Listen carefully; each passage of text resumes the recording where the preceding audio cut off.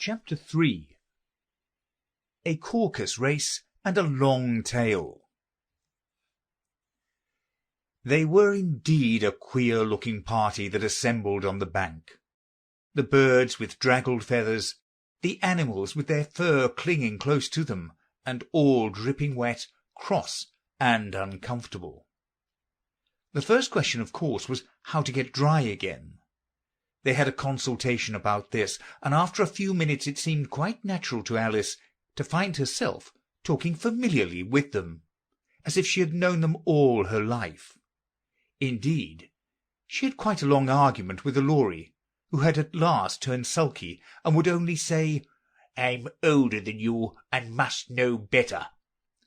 And this Alice would not allow without knowing how old it was, and, as the Lory positively refused to tell its age, there was no more to be said. At last, the Mouse, who seemed to be a person of authority among them, called out, "Sit down, all of you, and listen to me. I'll soon make you dry enough." They all sat down at once, in a large ring with the Mouse in the middle.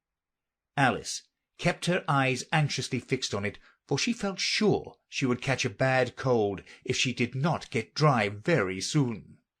"Ahem," said the Mouse, with an important air. "Are you all ready? This is the driest thing I know. Silence all round, if you please.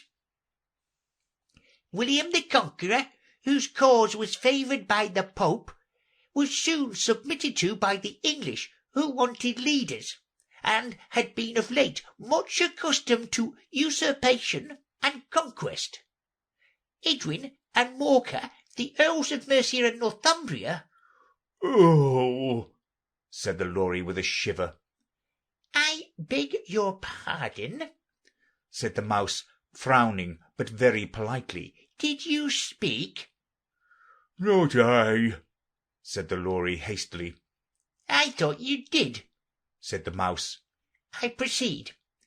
Edwin and Morcar, the Earls of Mercia and Northumbria, declared for him, and even Stigand, the patriotic Archbishop of Canterbury, found it advisable." "Found what?" said the Duck. "Found it," the Mouse replied rather crossly. "Of course you know what it means." "I know what it means well enough, when I find the thing," said the Duck. "It's generally a frog or a worm.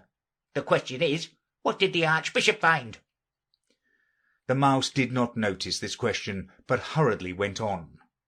"Found it advisable to go with Edgar Atheling, to meet William and offer him the crown. William's conduct at first was moderate, but the insolence of his Normans— How are you getting on now, my dear?" it continued, turning to Alice as it spoke. "As wet as ever," said Alice in a melancholy tone. "It doesn't seem to dry me at all."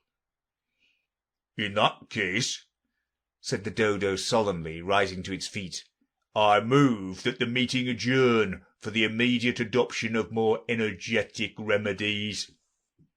"Speak English," said the Eaglet. "I don't know the meaning of half these long words, and what's more, I don't believe you do either." And the Eaglet bent down its head to hide a smile. Some of the other birds tittered audibly. "What I was going to say," said the Dodo in an offended tone, "was that the best thing to get us dry would be a Caucus-race." "What is a Caucus-race?" said Alice. Not that she wanted much to know, but the Dodo had paused as if it thought that somebody ought to speak, and no one else seemed inclined to say anything. "Why," said the Dodo, "the best way to explain it is to do it. And as you might like to try the thing yourself some winter day, I will tell you how the Dodo managed it. First, it marked out a racecourse in a sort of circle. "The exact shape doesn't matter," it said. And then all the party were placed along the course here and there. There was no 1, 2, 3 and away, but they began running when they liked, and left off when they liked, so that it was not easy to know when the race was over. However, When they had been running half an hour or so, and were quite dry again, the Dodo suddenly called out, The race is over. and they all crowded round it, panting and asking, "But who has won?" This question the Dodo could not answer without a great deal of thought, and it sat for a long time with one finger pressed upon its forehead, the position in which you usually see Shakespeare in the pictures of him, while the rest waited in silence. At last the Dodo said, Everybody has won. All must have prizes. "But who is to give the prizes?" quite a chorus of voices asked. Why, she, of course, said the Dodo, pointing to Alice with one finger, and the whole party at once crowded round her, calling out in a confused way, "Prizes, prizes!" Alice had no idea what to do, and in despair she put her hand in her pocket and pulled out a box of comfits. Luckily the salt water had not got into it, and handed them round as prizes. There was exactly one apiece all round. "But she must have her prize herself, you know," said the Mouse. Of course, The Dodo replied very gravely. What else have you got in your pocket? He went on, turning to Alice. "Only a thimble," said Alice sadly. Hand it over here, said the Dodo. Then they all crowded round her once more, while the Dodo solemnly presented the thimble, saying, We beg your acceptance of this elegant thimble. And when it had finished the short speech, they all cheered. Alice thought the whole thing very absurd, but they all looked so grave that she did not dare to laugh, and as she could not think of anything to say, she simply bowed and took the thimble, looking as solemn as she could. The next thing was to eat the comfits. This caused some noise and confusion, as the large birds complained that they could not taste theirs, and the small ones choked and had to be patted on the back. However, it was over at last, and they sat down in a ring and begged the Mouse to tell them something more. "You must promise to tell me your history, you know," said Alice, "and why it is you hate C and D," she added in a whisper, half afraid that it would be offended again. "Mine is a long and sad tale," said the Mouse, turning to Alice and sighing. "It is a long tale, certainly," said Alice, looking down with wonder at the Mouse's tail. "But why do you call it sad?" And she kept on puzzling about it while the Mouse was speaking, so that her idea of the tale was something like this. Fury said to a Mouse that he met in the house, "Let us both go to law, I will prosecute you. Come, I'll take no denial, we must have a trial, for really this morning I've nothing to do." Said the Mouse to the Cur, "Such a trial, dear sir, with no jury or judge, would be wasting our breath." "I'll be judge, I'll be jury," said cunning old Fury. "I'll try the whole cause, and condemn you to death." "You are not attending," said the Mouse to Alice severely. "What are you thinking of?" "Oh, I beg your pardon," said Alice very humbly. "You had got to the fifth bend, I think." "I had not," cried the Mouse sharply and very angrily. "Not?" said Alice, always ready to make herself useful, and looking anxiously about. "Oh, do let me help you undo it." "I shall do nothing of the sort," said the Mouse, getting up and walking away.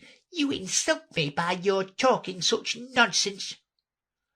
"I didn't mean it," pleaded poor Alice. "But you're so easily offended, you know." The Mouse only growled in reply. "Please come back and finish your story," Alice called after it, and the others all joined in chorus. "Yes, please do." But the Mouse only shook its head impatiently and walked a little quicker. What a pity it wouldn't stay, sighed the Lory, as soon as it was quite out of sight. And an old crab took the opportunity of saying to her daughter, "Ah, my dear, let this be a lesson to you. Never lose your temper." "Hold your tongue, Ma," said the young crab, a little snappishly. "You're enough to try the patience of an oyster. I wish I had our Dinah here, I know I do," said Alice aloud, addressing nobody in particular. "She'd soon fetch it back." "And who is Dinah, if I might venture to ask the question?" said the lorry. Alice replied eagerly, for she was always ready to talk about her pet. "Dinah's our cat, and she's such a capital one for catching mice, you can't think. And oh, I wish you could see her after the birds. Why, she'll eat a little bird as soon as look at it." This speech caused a remarkable sensation among the party. Some of the birds hurried off at once. One old magpie began wrapping itself up very carefully, remarking, "I really must be getting home. The night air doesn't suit my throat." And a canary called out in a trembling voice to its children, "Come away, my dears, it's high time you were all in bed."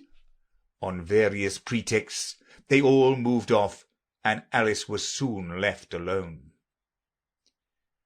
"I wish I hadn't mentioned Dinah," she said to herself in a melancholy tone.